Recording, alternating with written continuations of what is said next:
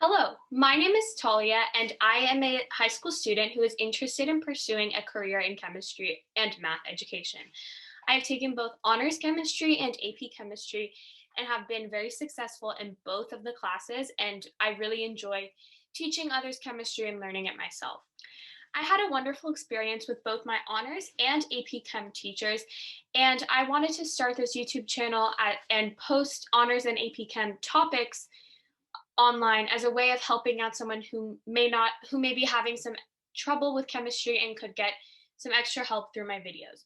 So I'm going to be going in order of first honors chem topics the way that I learned them. Today we're going to start with the most basic chemistry topic that everyone, in my opinion, I think should learn first, which is scientific measurement and conversions. And as you can see, I've written down here the introduction of scientific notation. So scientific notation is basically when you have a number between 1 and 10 and it is being multiplied to a positive or negative exponent. And the most important part of scientific notation is that the number that you are multiplying to the exponent is between 1 and 10. When you have a positive exponent that you are raising the 10 to, that means that your standard form of the number will be large, and the reverse is true with a negative exponent. So I'm going to show you how to convert from scientific notation to standard form and standard form to scientific notation the way I learned how to do so. So first, going from scientific notation to standard form, we have our first example of 3.87 times 10 to the 6th. So what I like to do with these kinds of problems is write out 3.87, and then I will just move the decimal place over 6 times. So we have 1, 2, 3, 4, 5, 6. And then I will add in zeros. And then we have our number in standard form. So you can rewrite it if you would like. So our next example is with a small number, 2.98 times 10 to the negative 4th. So the way I do these kinds of problems is the same method as the previous, but I just move my decimal places in the other direction. So I go 1, 2, 3, 4, and then you can add in zeros in all of those spots.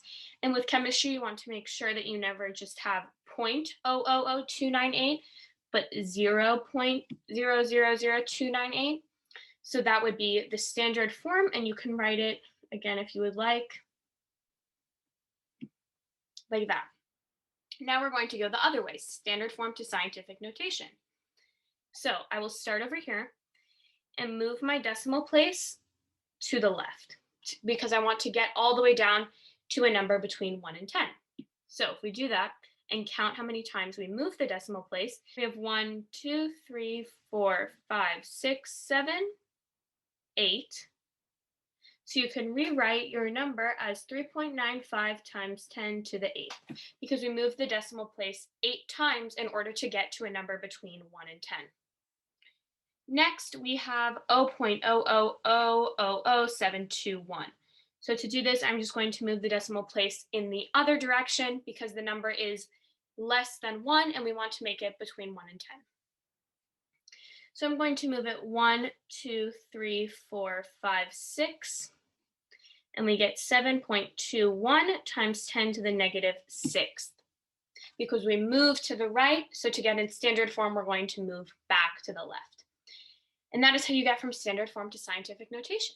Finished with scientific notation, and now we're going to move on to metric conversions, which is basically when you convert one kind of unit into another one. And this is a concept that will be used throughout all of chemistry in many different ways. So it's really, really important that you understand how to do this properly. So we have basic units that are over here. And these units are meters, grams, liters, and seconds that represent length, mass, volume, and time, respectively. So when you have conversions with more than one step, which is what we are going to go over later, you always want to make sure you are converting into these base units. So here is a metric conversion chart, which basically has the base units down here and then has all the units that are larger and all the units that are smaller. So as you can see, their scientific notation is being used in this table as well. So you will later see that you can use the scientific notation form or the long form when doing your conversion fractions. So we have giga, mega, kilo, hecto, deca, deci, centi, milli, micro, and nano. And then you can apply all of these prefixes to meters, grams, liters, or seconds because those are the base units. So we are going to now apply that to converting units to different units. To start with conversion fractions of 1 unit, and as you can see, there are 2 different ways to write a conversion fraction. You can either write the smaller unit on top, or you can write the smaller unit on the bottom. The most imperative part of all of this is that the units must cancel out in order to convert. And in order for this to happen, the unit that you want to cancel out must be on both the numerator and the denominator so that they can cancel out to just equal 1 and a new unit can be calculated. We're going to try an example where we have 0.95 grams. So there are 2 ways I can write this conversion fraction. I can write times 1,000 grams over 1 kilogram. Oh, and I didn't write it in this problem, but we want to convert to kilograms. Or I can write it as 0.95 grams times 1 kilogram over 1,000 grams. And as you can see, with this first conversion fraction, grams and kilograms are not the same unit, and therefore they would not cancel out. So the new unit cannot be, like, you cannot come to a new unit because you are still dealing with both grams and kilograms, obviously. Now, with this conversion fraction, grams is on the numerator of one part and on the denominator of another, and therefore the units of grams can cancel out. Therefore, we would want to use this conversion fraction when solving the problem. So, because the units can cancel out due to them both being grams, we have only kilograms left. Now, if it makes you understand the problem better, you can write a 1 underneath 0.95 grams, and then you will just you would just divide 0.95 by 1,000 in order to get 0.00095 kilograms. All right, let's try another example in which we are going to convert milliliters to liters.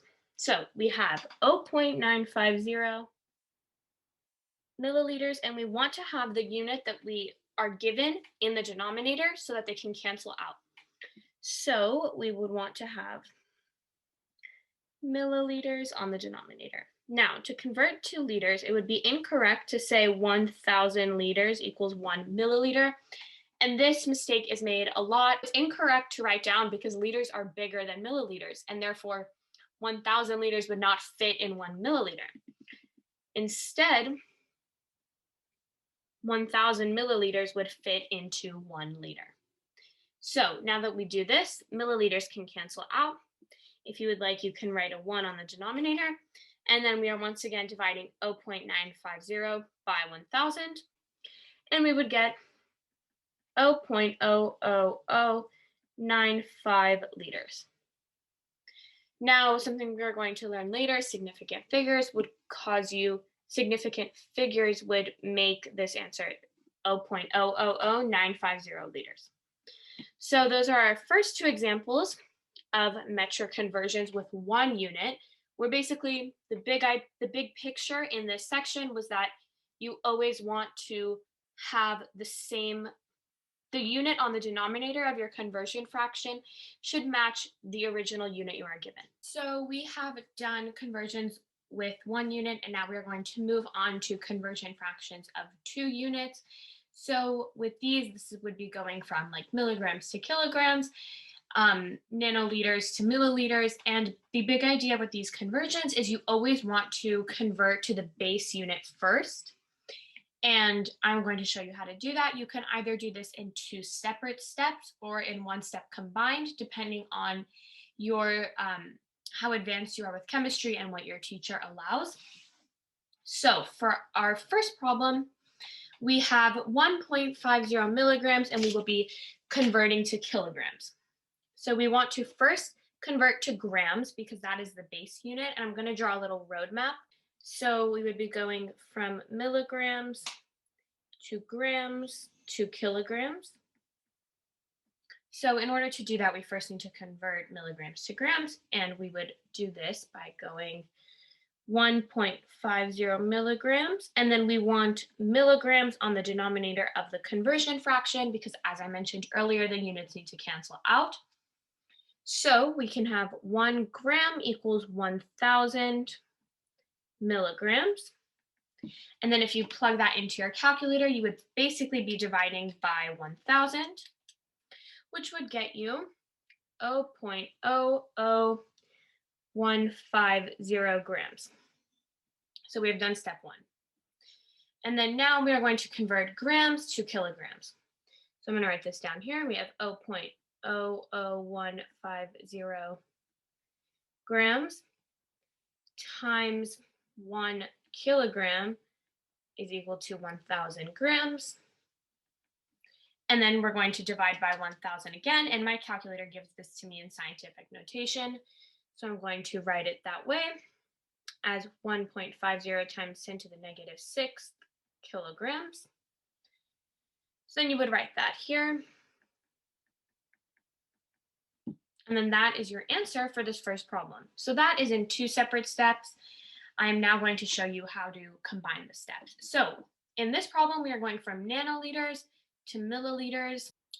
So if we look on our chart over here, going from nano to milli, we would first want to go to the base unit and then back to milli. You can have conversions with 2 units all over the place.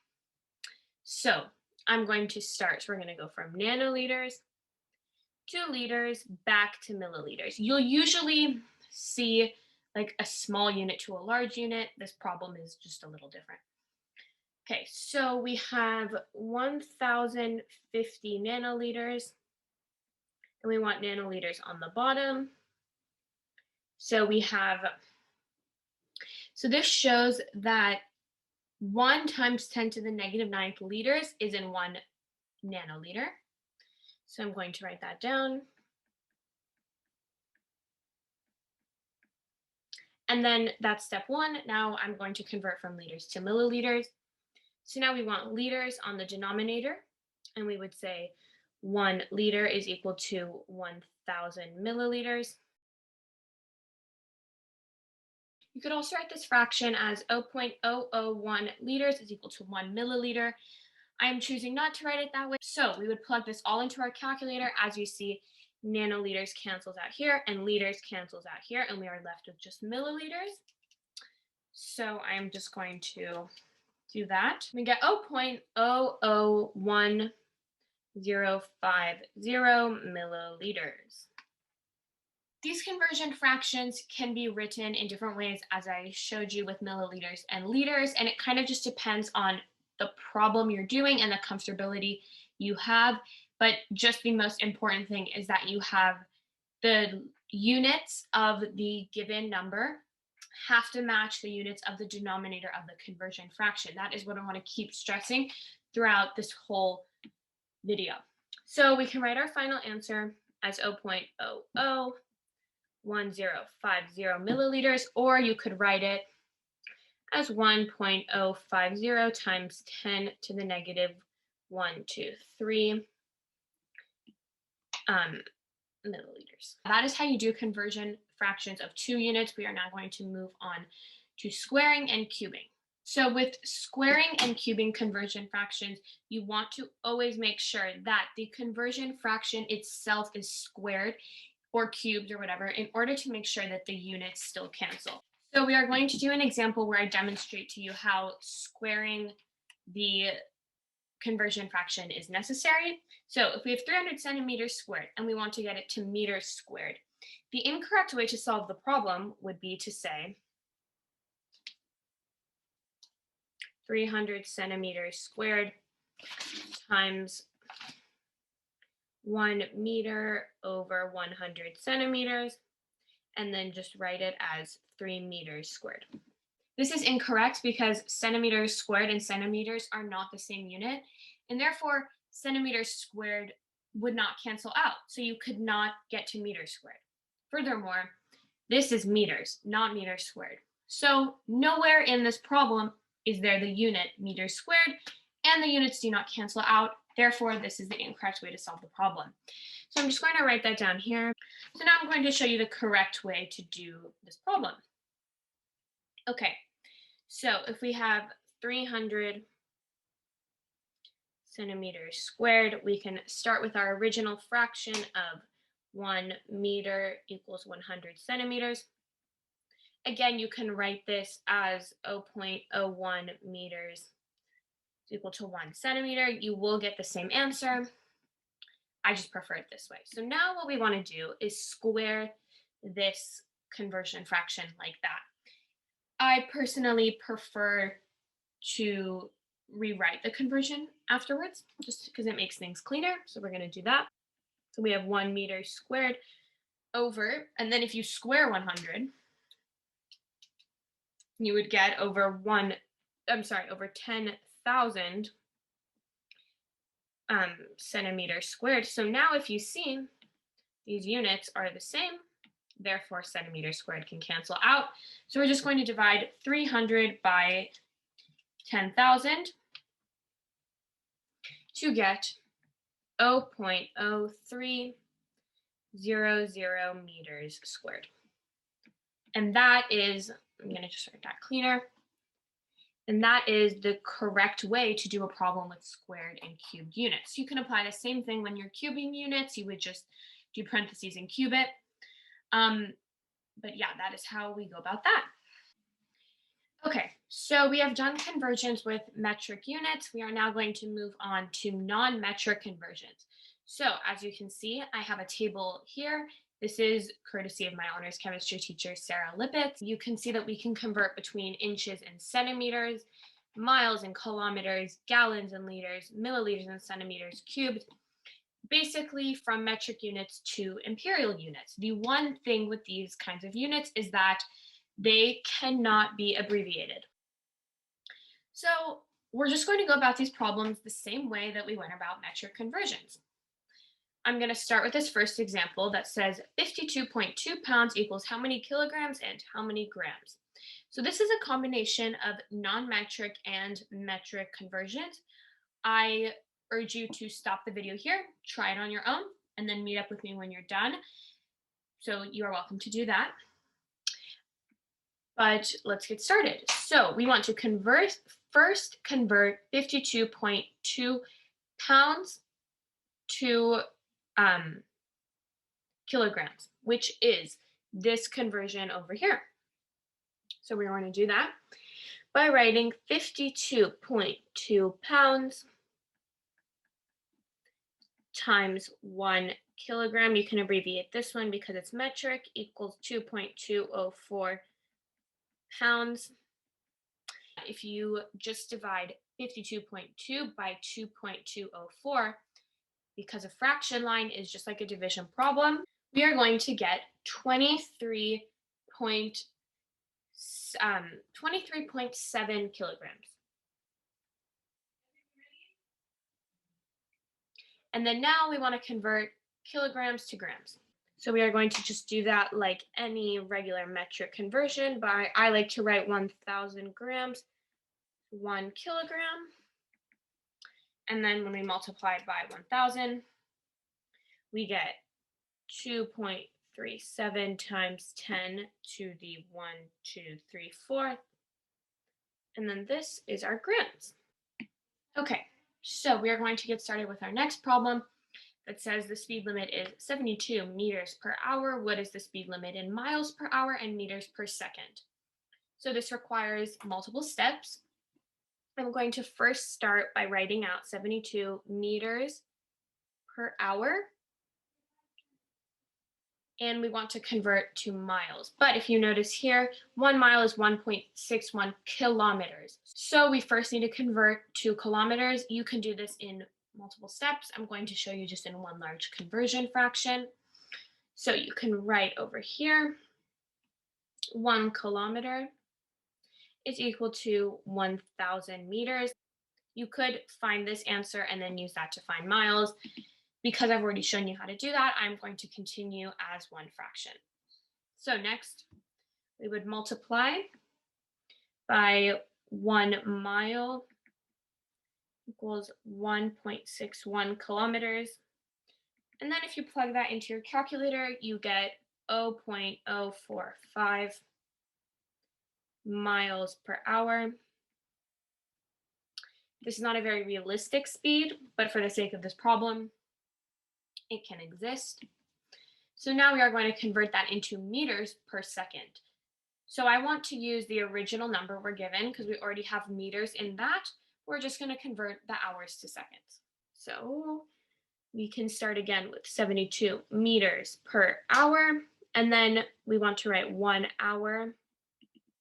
I want to write that 1 hour is equal to, and the way we would get the amount of seconds is in an hour is you know that there's 60 seconds in 1 minute and 60 minutes in 1 hour. So if we multiply 60 times 60, we get 3,600 seconds in 1 hour. So 1 hour is equal to 3,600 seconds. Then we're going to just divide 72 by 3,600 because hours cancel out. And we get 0.020 meters per second. So that is how we do that problem. Next, our last work through problem. A cardboard box measures 3 centimeters by 6 centimeters by 1 centimeter. What is the volume in centimeters cubed, in milliliters and liters? So let's first start by finding the volume. We're going to do that by measuring the length times width times height. And that would be 3.0.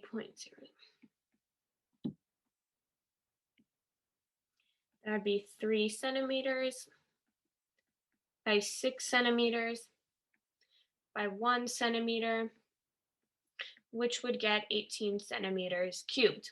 So that is the volume. We have completed this section. Now we want to convert to milliliters. If we look back at our handy dandy general conversions, we see that 1 milliliter is equal to 1 centimeter cubed. So 18, we would want to write this as 18.0 centimeters cubed. Now, 18.0 centimeters cubed times, we learned that 1 milliliter is equal to 1 centimeter cubed. So this can be written as 18.0 milliliters as well. Now we're trying to convert the milliliters into liters. So this is a regular conversion, a regular metric conversion. So 18.0 milliliters times 1 liter is equal to 1,000 milliliters. And then if you divide this by 1,000, you get 0.0180 liters. And so now we have all our answers to this problem. We are now going to move on to some metric conversion practice you can try on your own. And I got these problems courtesy of this website. So just take a shot at these problems and then we're going to come back and discuss them. So pause the video and try these on your own. Let's go over each of these problems. So starting with problem number 1, we are trying to convert kilograms to pounds. So I first converted to grams because if you look on the metric chart, we can only convert to ounces from grams, and we can convert from ounces to pounds. So you can do your basic conversion. I showed you both ways to do it, and you would get 2,000 grams and then convert that to ounces, which you would then convert to pounds, and you would know that 1 pound is equal to 16 ounces. And then you would get 4.41 pounds. Our second problem, we are converting kilometers to inches. So you need to get to centimeters from that because 1 inch is equal to 2.54 centimeters. So we have 1 kilometer times 1,000 meters over 1 kilometer, and then 100 centimeters over 1 meter. Remember, you always want to convert to the base unit. So I got that amount of centimeters, and then I wrote it in scientific notation. Then you would divide by 2.54 to get 3.94 times 10 to the 4th inches. For problem number 3, you are converting from kilometers to centimeters. So just like problem number 2, you would do that conversion. And then you are converting to feet. So you would go from centimeters to inches to feet. And as you see, these units all cancel out. And remember, you're writing non-metric units in full English.